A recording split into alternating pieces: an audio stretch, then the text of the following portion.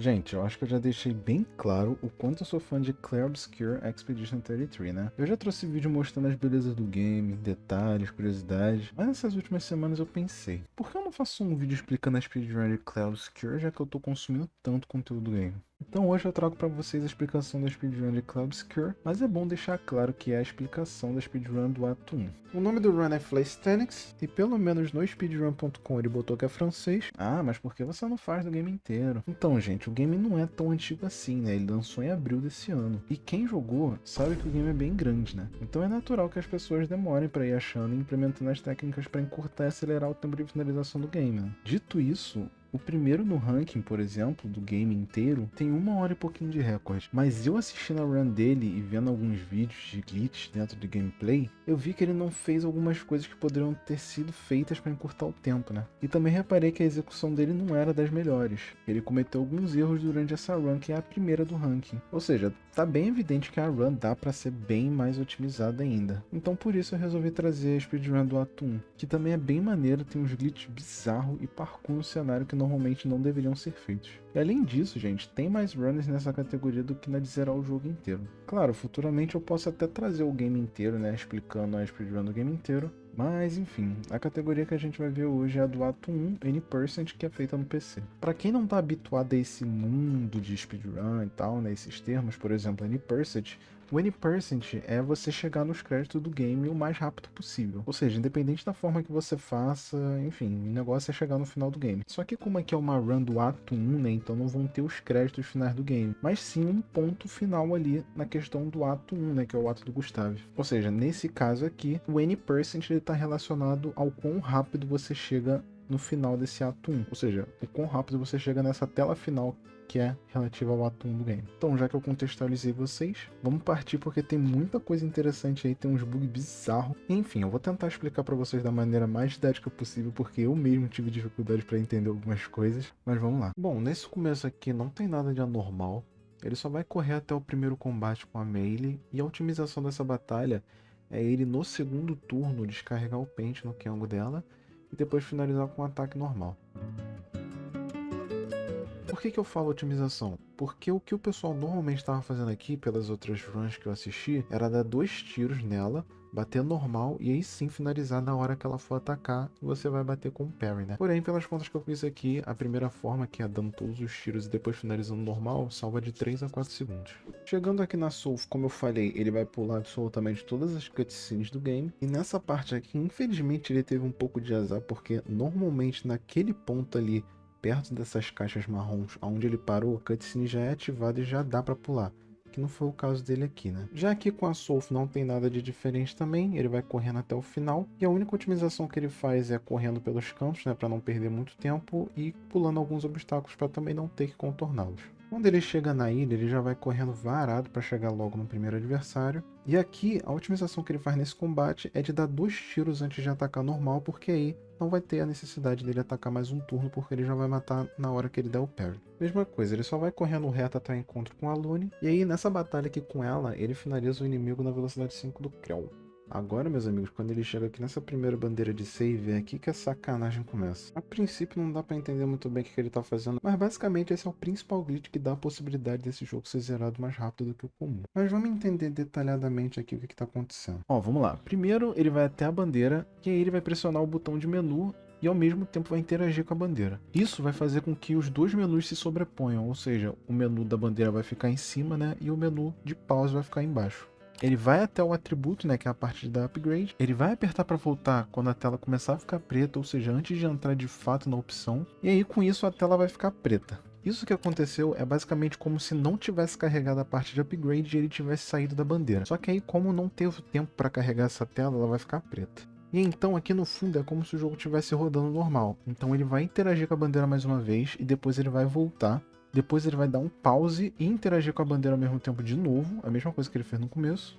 Ele vai colocar todos os pontos que ele tinha, né, no caso os 3, em força, e vai pressionar o botão de cancelar 2 vezes. Até essa parte aí beleza, né? Deu pra entender mais ou menos. Agora, quando ele voltar para a tela normal, esse menu, que normalmente não deveria estar aí, né, que é o de upar, os status do personagem, ele vai ficar livre para ser usado bugado desse jeito mesmo, ou seja, você vai conseguir manipular alguns valores e simplesmente vai conseguir deixar o seu personagem extremamente forte para o restante da run. Falando sobre os valores aqui que ele muda, cada atributo tem uma velocidade tanto para aumentar quanto para diminuir. E aqui no caso o Might é um dos atributos que mais demoram tanto para aumentar quanto para diminuir, então isso faz diferença. Já o atributo Luck, ele aumenta de maneira mais rápida. E aí por que eu tô falando isso? Porque aqui vocês vão ver que ele diminui o Might, né, vai para menos 300, com isso ele consegue um valor lá em cima, ó, pontos disponíveis. E com esses pontos disponíveis ele distribui para Agility, Defesa e Luck, deixando eles no máximo. Aí tu vai se perguntar, pô, mas ele diminuindo o Might, deixando negativo, ele não vai diminuir o dano dele também? Então, é aí que vai entrar o que ele vai fazer logo em seguida aí, né? Ele vai começar a acumular pontos disponíveis e vai começar a atacar tudo no Luck. Mas aí por que ele vai atacar no Luck, né? Porque o Luck ele tá diretamente ligado ao item que ele tem. E esse item tá dando dano pra ele, né? Ou seja, ele tá tirando no Might e ele vai compensar colocando no Luck. E como o Luck, né, como eu disse anteriormente, ele aumenta mais rápido, então compensa ele focar mais no aumento do Luck do que o aumento da força ali propriamente dita. Ou seja, ele vai dar uma extrapolada no Luck, o dano dele vai aumentar absurdamente e com isso ele vai conseguir zerar o jogo com mais facilidade, né? Ele vai começar a matar os bichos com muito mais velocidade, como vocês vão ver aí ao longo da run.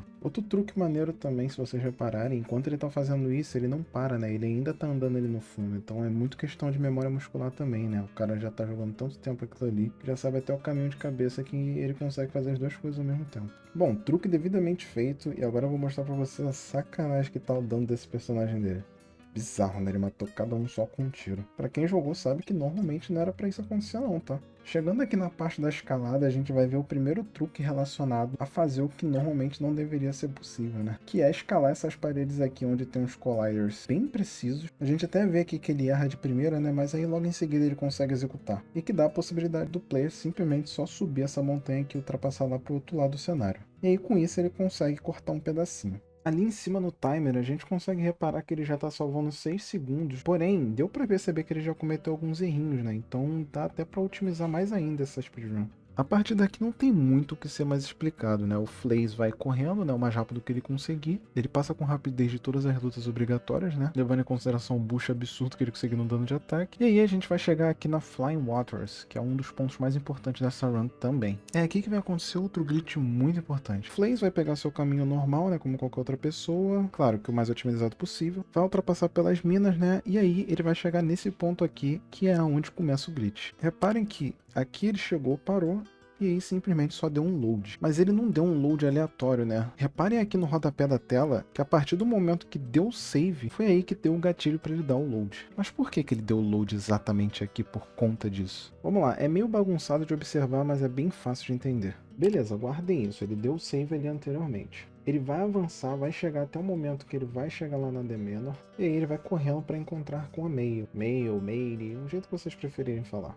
E aí ele esquipa toda a cutscene, e aí a partir do momento que ele consegue o controle sobre ela, instantaneamente ele vai dar um load. Foi criado a partir do momento que ele entrou na The Manor. E aí ele vai sair pela porta da The Manor, e aí quando começar a ficar com a tela preta, ele vai dar um outro load que é direto pro load que ele fez lá anteriormente, né? O primeiro load de todos. Ele simplesmente pulou essa parte inteira da The Manor e já seguiu seu rumo para a continuidade do game. Olha gente, nem todo glitch tem explicação, né? Claro que quem adivinhou vai saber explicar, mas não necessariamente esse glitch aqui ele tem uma explicação por detrás, né? Basicamente foi questão de testes, tentativa e erro, né? O resultado é que dá um skip maneiro que consegue salvar bastante tempo da run. Tem várias formas de acontecer esse glitch aqui, tem a versão que o camarada cai no Void, tem a versão que o cara volta para uma bandeira que tem lá na Flying Waters. Enfim, essa é a forma que o Flays está fazendo, né? Continuando a run, ele vai avançando um pouco mais na frente e ele chega numa parte onde mais uma vez vai ter o skip fazendo um parkour. Esse parkour ele já é um pouco mais complexo, né, porque exige um pouco de precisão, mas aí para evitar a rolada, né, porque o personagem se ele cai de um pouco mais alto do que o normal, ele rola no chão, e aí para evitar essa animação e essa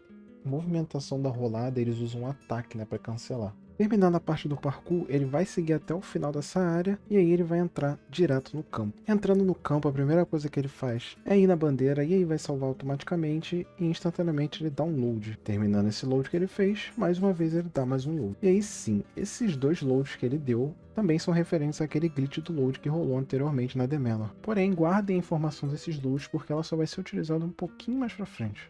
Chegando aqui na Esk's Nest, ele vai dar uma avançada e não muito depois ele já vai começar a fazer um parkour de novo. A diferença entre esse parkour e os outros parkours que ele tinha feito anteriormente é que esse de fato vai deixar o personagem out of bounds. O que seria out of bounds? É quando ele tá fora dos limites do jogo, né? Então você vai ver aqui ele ultrapassando um lugar onde que normalmente não deveria existir e muito por conta disso não tem nada, né? Os desenvolvedores eles não fazem nada pra essa parte porque não é uma parte jogável. Pelo menos não deveria ser, né? Chegando no final do parkour, ele vai se enroscando por umas pedras até que ele finalmente chega no momento que ele consegue bater na cutscene e aí ultrapassar aquela área ali. Aí logo em seguida tem um combate com o François, que ele termina rapidamente, né? E aí ele dá continuidade aqui na área. E chegando exatamente nessa parte aqui, que é depois da cutscene, que é onde rola o save automático, é onde ele vai utilizar aquele esquema de loads que ele fez anteriormente, vocês lembram? O que ele vai fazer aqui é um pouquinho diferente daquela primeira vez, lá naquele skip da mail, que aqui ele vai fazer o seguinte. Ele vai dar um load que ele fez anteriormente no save lá do campo. Ele vai chegar na bandeira de novo. Ele vai dar um reload no save que foi feito anteriormente, né, antes dele ir pro campo. E aí, enquanto a tela vai ficando escura, ele interage com a bandeira mais uma vez. E aí, com isso, vocês vão observar que ele vai fazer mais um reload naquele save que ele tinha feito anteriormente, né, antes de ir pro campo, mais uma vez. E aí, blau. Ele simplesmente dá um TP de volta pro campo. Tem uma cutscene, né?